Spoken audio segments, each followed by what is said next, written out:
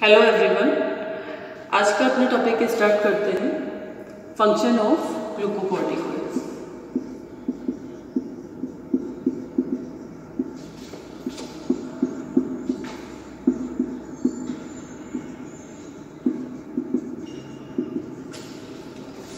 Function of glucocorticoid hormone.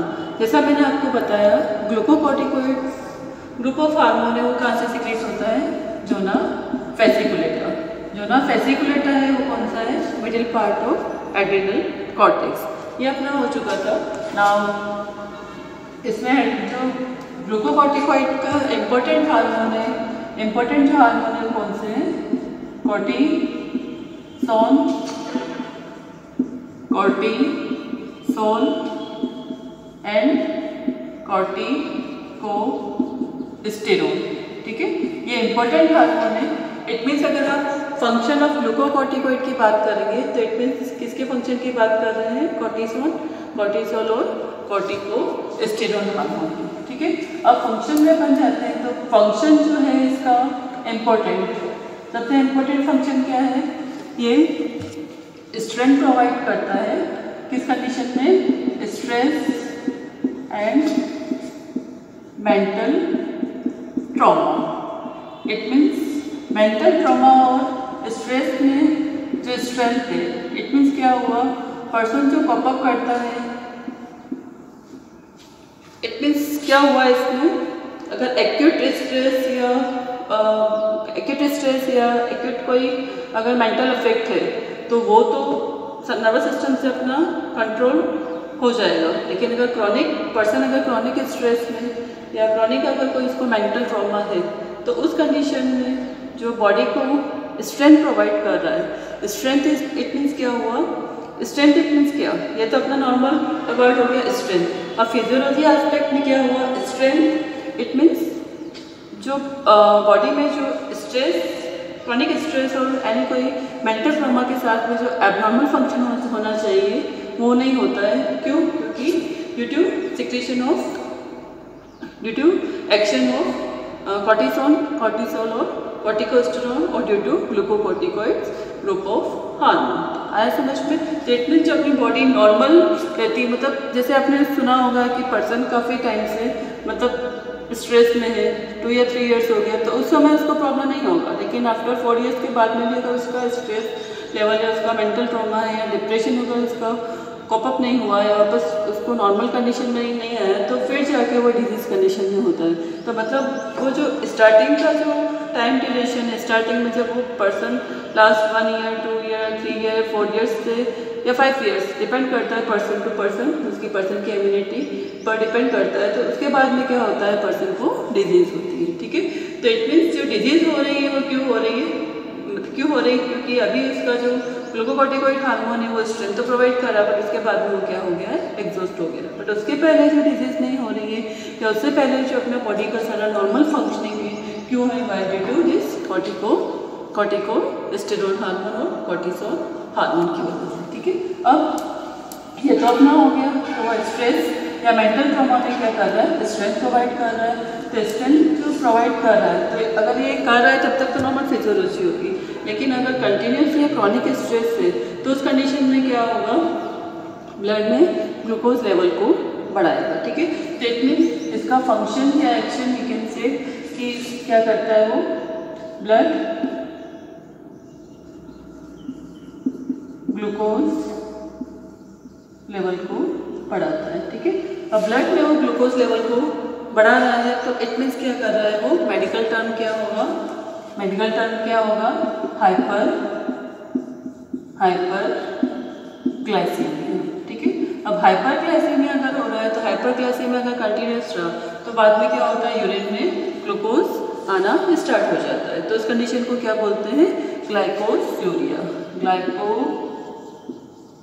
ठीक है, glycosuria. Now अब हाइपरग्लाइसीमिया, ग्लाइकोसूरिया, ये सिंपल सा है कि अगर ब्लड में ग्लूकोज लेवल बढ़ रहा है तो उस कंडीशन को क्या बोलते हैं?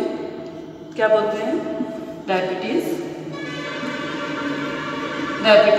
मेलाइटस। ठीक है, तो उसको क्या बोलेंगे? Diabetes mellitus. ठीक है, अब ये जो चीज़ है इसी पर मैं आपको थोड़ा सा डायबिटीज मेलाइटस आज की जो सिनारियो है, आज का जो कंडीशन है उसमें मोस्ट ऑफ अगर किसी भी आप फैमिली में देखेंगे तो हर किसी को डायबिटीज़ है, ठीक है। तो डायबिटीज़ का वन ऑफ रीज़न आपको यहाँ पे फाइंड आउट हुआ कि अगर डायबिटीज़ हो रहा है तो इट्स नॉट ओनली कि पैंक्रियास की वजह से हो रहा है। वन ऑफ द रीज़न क्या हो सकता है, एड्रिनल ग्लैंड से ग्लूकोकॉर्टिकॉइड हार्मोन का ज़्यादा सिक्रेट होना। तो उस कंडीशन में जो हो रहा है, मतलब फिजियोलॉजिकल या थ्योरेटिकल एस्पेक्ट से आप क्या बोल सकते हैं कि उसको जो डायबिटीज़ हो रहा है किसकी वजह से हो रहा है, एड्रिनल। तो कौन सा हुआ, उसको आप क्या बोलेंगे, एड्रिनल डायबिटीज, ठीक है। अब ये is very important point for clinical aspect, ठीक है। अब क्यों है, सिंपल सा है कि अब मैं यहाँ पे बोल रही हूँ कि अगर जो ग्लूकोकॉर्टिकॉइड है या कॉर्टिसोन है वो ब्लड ग्लूकोज लेवल को बढ़ाता है। अगर कंटिन्यूस या क्रॉनिक स्ट्रेस कंडीशन है तो उस कंडीशन में क्या होगा, कॉर्टिसोन हार्मोन सिक्रेट होगा तो ब्लड में ग्लूकोज लेवल को बढ़ाएगा। तो इट मीन्स वो कंडीशन क्या होगी, एड्रिनल डायबिटीज, ठीक है, एड्रिनल डायबिटीज, ठीक है। अब उससे पहले अपन बात कर रहे हैं पैंक्रियाज की, अपन सिंपल अपन डायबिटीज़ की बात कर रहे हैं तो ब्लड में फर्स्ट सबसे पहले अपन कंसर्न करेंगे ब्लड में ग्लूकोज लेवल किस कंडीशन में बढ़ता है। उसके बाद मैं आपको टॉपिक बताऊंगी, it's very important for clinical aspect. देखो आप अभी जो सिनारियो चल रहा है कि सिंपल सा है कि हाँ डायबिटीज़ है तो diabetes due to pancreas insulin secretion deficient हो रहा है, बीटा सेल, वो सारा रीज़न। लेकिन वन ऑफ द इम्पोर्टेंट है वी कैन से कि अभी का जो सिनारियो, अभी का जो एनवायरनमेंट है, अभी जो वर्किंग पैटर्न है, तो उसमें जो मोस्ट ऑफ जो डायबिटिक या हाइपर टेंशन जो हो रहा है किसकी वजह से हो रहा है, due to abnormal secretion of adrenal cortical hormone, ठीक है। तो सिंपल सा है, जैसे आप बोलते हैं कि यार यूजुअली पेशेंट आपके पास में आता है या क्लिनिक में आप देखते हैं या आप अपने फैमिली में ही देखते हैं कि किसी को डायबिटीज़ है, किसी को हाइपर टेंशन है, तो कभी भी मतलब बाय बॉर्न नहीं होता है, कॉन्जेनिटल नहीं होता, वो बाद में हो रहा है। तो किसकी वजह से हो रहा है, कहीं ना कहीं उसका जो लाइफ स्टाइल है वो क्या हो रही है, डिस्टर्ब हो रही है। तो लाइफ स्टाइल जो डिस्टर्ब है, लाइक कॉम्पिटिशन, अभी का जो जनरेशन चल रही हो, लाइक कॉम्पिटिशन, पेरेंट्स का बर्डन, फिर जॉब में जाते, जॉब में स्ट्रेस, वहाँ कॉम्पिटिशन, तो उसके साथ में क्या होता है, बॉडी जो होती है वो स्ट्रेस में चल जाती है। तो स्ट्रेस जो हो रहा है कि हाँ ठीक है, पेशेंट अपने लेवल पे फिर वो क्या करता है, उसको कॉप अप करता है कि वो उसको योगा करेगा, मेडिटेशन करेगा, अपना कहीं से कुछ भी करके उसको क्या कर रहा है कि हाँ उसको मैनेज कर रहा है, बट कहीं ना कहीं उसका मैनेज तो कर रहा है, बट फिर भी 10 या 20 या 30% क्या होता है, वो स्ट्रेस लेवल तो उसका रहता ही है। अगर उसको नहीं कर पाया, मैनेज नहीं कर पाया, तो स्ट्रेस लेवल बढ़ते वो क्या होता है, फिर बाद में उसको डिजीज़ हो जाती है। डिजीज़ कंडीशन जो हो रही है तो मोस्ट ऑफ क्या होता है, या तो हाइपरटेंशन होता है या डायबिटीज़ होता है। देन उसके बाद में हाइपरटेंशन डायबिटीज़ के बाद में उसका जो कॉम्प्लिकेशन है उसके साथ में दूसरे ऑर्गन भी क्या होते हैं, अफेक्ट होते हैं। तो यहाँ पे जो मैं आपको समझाना चाह रही हूँ कि जो डायबिटीज़ मेलाइटस है या हाइपरग्लाइसीमिया है, हाइपरग्लाइसीमिया का अपन मेटाबॉलिज्म में भी मैं आपको लिटिल बिट बताया था, डाइजेस्टिव सिस्टम के साथ में बताया था, पैंक्रियाज के साथ में बताया था। इसमें अगेन मैं आपको ब्रीफ करूँगी क्योंकि अगर आपको हाइपरग्लाइसीमिया समझ में आ रहा है, नॉर्मल पर्सन में कभी भी हाइपरग्लाइसीमिक कंडीशन नहीं होती, ब्लड में ग्लूकोज लेवल बढ़ा हुआ नहीं होता है। क्यों नहीं होता है, सिंपल सा है, अगर बॉडी की नॉर्मल फिजियोलॉजी है, जो भी आप डाइट में ले रहे हैं, जो भी अपन डाइट में लेते हैं, इधर आप कार्बोहाइड्रेट ले रहे हो, इधर आप प्रोटीन ले रहे हो, इधर आप फैट या लिपिड ले रहे हैं, तो सारा का सारा क्या होता है, मेटाबॉलाइज होता है। और मेटाबॉलाइज होगा तो उसके बाद में क्या होता है, उसका मेटाबॉलिज्म होके क्या होता है, ग्लूकोज स्टोरेज में जाएगा या फिर यूटिलाइज होगा। डे टू डे जो बॉडी की एक्टिविटी या सेलुलर एक्टिविटी होती है, वहाँ पर क्या होता है, ग्लूकोज यूटिलाइज हो जाता है, और जो एक्स्ट्रा होगा वो क्या होगा, स्टोरेज में होगा। तो कभी भी नॉर्मल कंडीशन में, नॉर्मल जो बॉडी की फिजियोलॉजी क्या है कि नहीं, ब्लड में जो नॉर्मल ग्लूकोज लेवल है वो रहना चाहिए। अगर एक्सेस हो रहा है तो एबनॉर्मल या पैथोलॉजिकल कंडीशन या एबनॉर्मल फंक्शनिंग है। तो एबनॉर्मल जो फंक्शनिंग है तो उसमें क्या हो रहा है, तो मतलब आप ओनली कंसर्न ये नहीं कर सकते कि ये ग्लूकोकॉर्टिकॉइड या एड्रिनल कॉर्टिस की वजह से हो रहा है या पैंक्रियास की वजह से हो रहा है। मतलब इसमें पूरा बॉडी का सिस्टम, मतलब जो पूरी बॉडी है उसमें हर एक ऑर्गन, हर एक सिस्टम कहीं ना कहीं अफेक्ट हो रहे हैं, आइदर स्ट्रेस की वजह से, एंजाइटी की वजह से, डिप्रेशन की वजह से, या कोई भी एक्सटर्नल कोई भी कॉज है उसकी वजह से अफेक्ट हो रहे हैं। इसकी वजह से क्या हो रहा है, बॉडी का जो है वो होमियोस्टेसिस क्या हो रहा है, वो डिस्टर्ब हो रहा है। होमियोस्टेसिस डिस्टर्ब होगा तो फिर डिसीज कंडीशन होगी। और मैं यहाँ पर आपको पहले कंसर्न करूँगी, पहले मैं आपको बताऊँगी हाइपरग्लाइसेमिया ग्लूकोकोर्टिकोइड की वजह से क्यों हो रहा है, या सिंपल से अगर हाइपरग्लाइसेमिक की बात करें तो हाइपरग्लाइसेमिया क्यों होता है।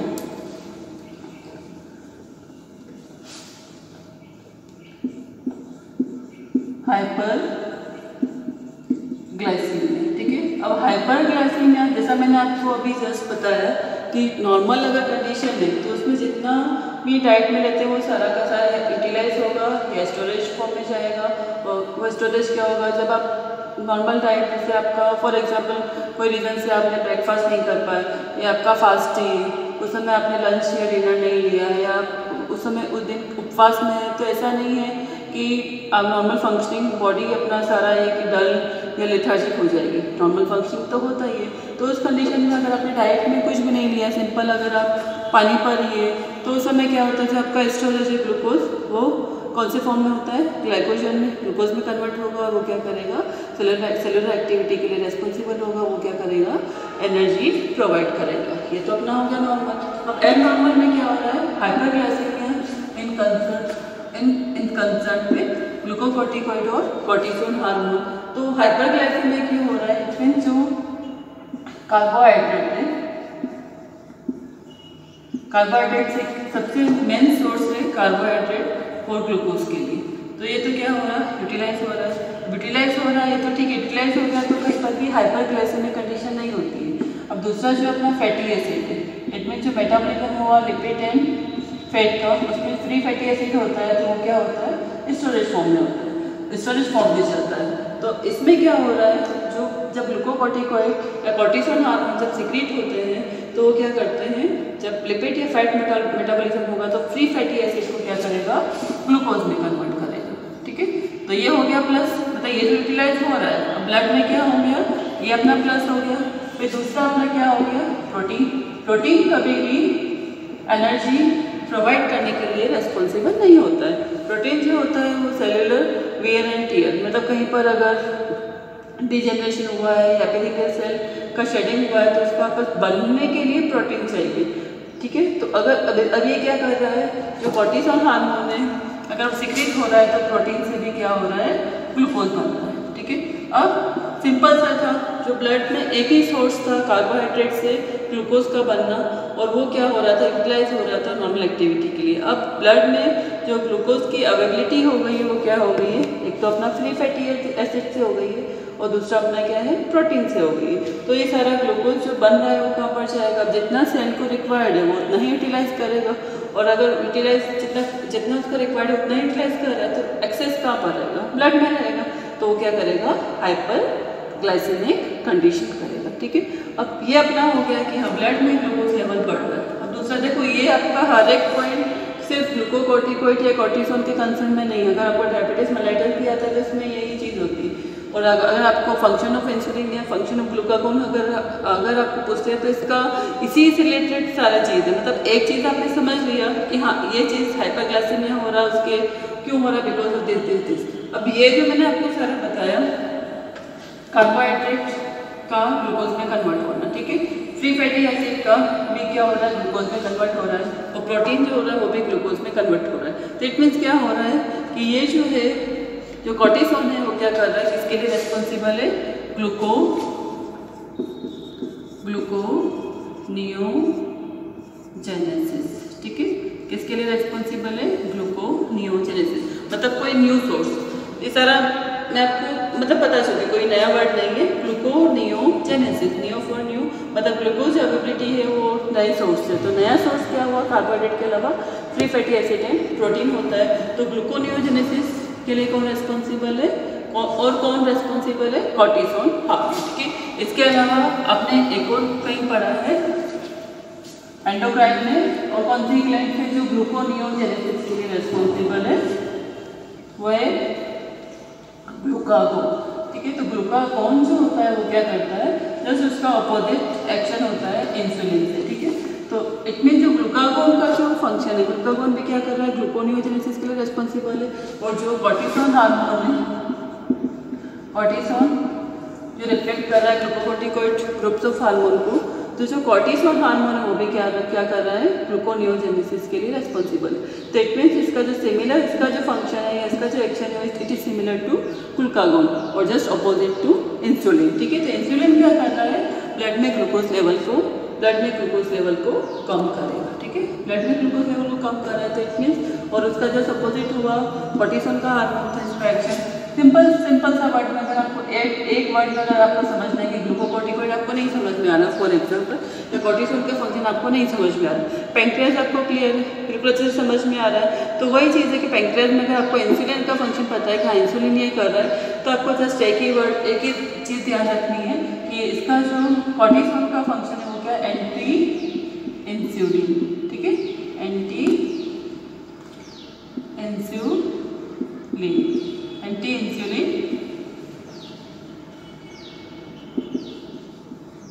Insulin action.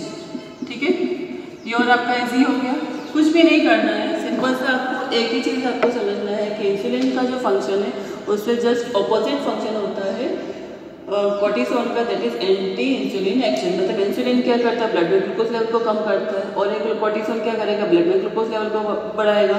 और उसके साथ में मैंने आपको बता दिया कि ब्लड में ग्लूकोज लेवल किस कंडीशन में बढ़ रहा है, बिकॉज ऑफ दिस दूसरे जो सोर्स है वो क्या कर रहा है, प्रमोट कर रहा है ग्लूकोनियोजेनेसिस को। ठीक है, तो ये आपका सारा कंसर्न हो गया। मैंने आपको जैसा बताया कि एड्रिनल कॉर्टिकल जो हार्मोन है वो कभी भी नॉर्मल कंडीशन में सीक्रेट नहीं होते हैं, मतलब एबनॉर्मल कंडीशन हुई तो उस कंडीशन में आप, जैसे मैंने आपको बताया, मिनरलोकॉर्टिकॉइड हार्मोन। अब मिनरलोकॉर्टिकॉइड जो हार्मोन है वो क्या कर रहा है, मिनरलोकॉर्टिकॉइड जो हार्मोन है वो क्या कर रहा है, जब इलेक्ट्रोलाइट से अगर वो कम हो रहा है तो उस कंडीशन में सीक्रेट हो रहा है। ग्लूकोकॉर्टिकॉइड हार्मोन किस कंडीशन में सीक्रेट हो रहा है, जब बॉडी कंटिन्यूसली स्ट्रेस कंडीशन में है, कंटिन्यूसली क्रॉनिक अगर स्ट्रेस है, ऐसा नहीं कि 3 या 4 महीने, मतलब लास्ट काफ़ी सालों से अगर पर्सन स्ट्रेस में, तो उस कंडीशन में क्या होगा, कॉर्टिसोल सीक्रेट होगा, और कॉर्टिसोल सीक्रेट होगा तो उसका ये one of the function, one of the action. ठीक है, इसके साथ में फिर इम्यूनो सप्रेशन भी करेगा, एंटी इन्फ्लामेटरी भी है। इसका दूसरा जो एस्पेक्ट है, अगर आपको सिंपल टू सिंपल समझना है, जो आउटसाइड में जो ड्रग्स रहती है, मेडिसिन जो रहती है एलोपैथिक साइड ऑफ दिस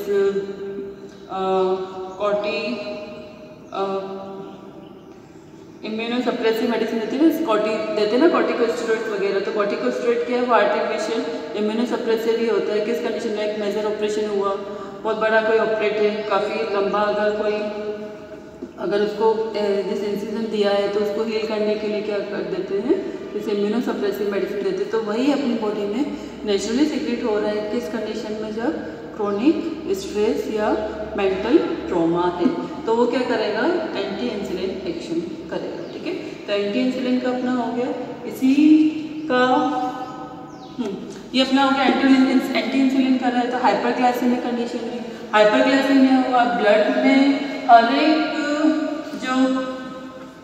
एक जो क्या बोलना चाहिए, हर एक जो आयन्स है या इनऑर्गेनिक या ऑर्गेनिक आयन है उसकी सबकी क्या है, थ्रेशोल्ड वैल्यू।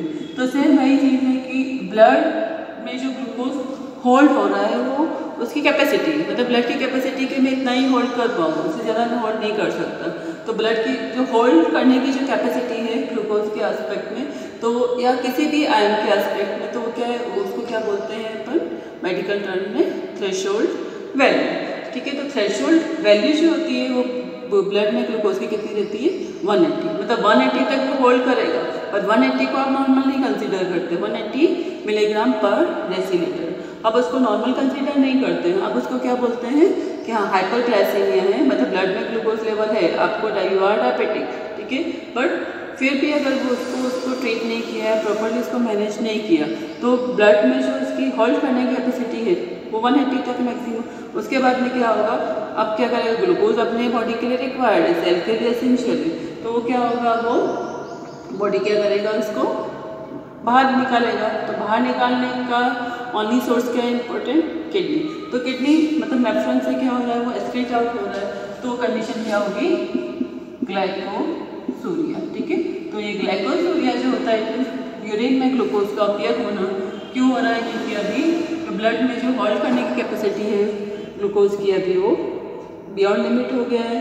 थ्रेशोल्ड वैल्यू को उसने क्रॉस कर दिया है, तो अभी क्या होगा, यूरिन में ग्लूकोज आना स्टार्ट हो जाएगा। तो glycosuria, hyperglycaemia, glycosuria is a common symptom of diabetes mellitus. ठीक है, आज मैं आपको इतना ही कंप्लीट करती हूँ। नेक्स्ट जो अपना लेक्चर रहेगा इसी को कंटिन्यू करूँगी कि एड्रिनल कॉर्टेक्स जो हार्मोन है या ग्लूकोकोर्टिकॉइड जो हार्मोन है, कॉर्टिसोल जो हार्मोन है, वो डायबिटीज़ के लिए कैसे रिस्पॉन्सिबल, और अभी का जो एनवायरनमेंट है, अभी जो जिस वर्किंग पैटर्न है उसके साथ में इस हार्मोन का बहुत इंपॉर्टेंट रोल है। वी कैन सी कि 90% जो केसेस हो रहे हैं, 90% जो डायबिटिक है, हाइपरटेंशन है, वो किसकी वजह से, स्ट्रेस की वजह से ही। तो क्रॉनिक जो स्ट्रेस है उसके साथ में आपका जो यूजुअली एक बायस है कि हाँ पैंक्रियास से इंसुलिन लगा हो गया, ऐसा नहीं है। तो उसका जो स्ट्रेस जो है 90% जो आएगा हाइपरटेंशन के साथ पढ़ते हैं कॉज ऑफ डिजीज। तो stress one of the important reason of any secondary cause of any disease like hypertension, जो secondary hypertension है, diabetes mellitus है, diabetes mellitus 2 second types of 2 type okay diabetes होते हैं, सारा डिटेल में आपको next lecture में आपको समझाऊंगी। अभी आप ये समझिए कि ग्लाइकोसूरिया एंड हाइपरग्लाइसीमिया एंड उसके साथ में क्यों हो रहा है और उसका जो रिलेशन है वो कॉर्टिसोल के साथ में क्या है वो आपको नेक्स्ट वीडियो लेक्चर में आपको अच्छे से एक्सप्लेन करूँगी। ठीक है, तभी आप ये समझिए, ये मैं आपको बताने का क्या रीजन है कि आप क्लिनिकल अप्रोच करो। फिजियोलॉजी जो आपका है वो फिजियोलॉजी इतने ऐसा नहीं कि हाँ ठीक है हो गया आपका, फिजियोलॉजी एक थ्योरी नहीं है। फिजियोलॉजी अगर आपका बेसिक आपको समझ में आया तो आप उसका क्लिनिकल इम्प्लीमेंट होता है और अल्टीमेटली प्रोफेशनल अपना क्या है मेडिकल में। ठीक है, तो we are in medical field. अभी आप जस्ट अपियर हुए तो अगर आपका फिजियोलॉजी पर अच्छे से कमांड होगा तो आप जो आपका क्लिनिकल कमांडिंग भी क्या होगा, परफेक्टली होगा, आपका डायग्नोसिस भी परफेक्ट होगा, अच्छे से आप पेशेंट को मैनेज कर पाएंगे। ठीक है, ओके फाइन।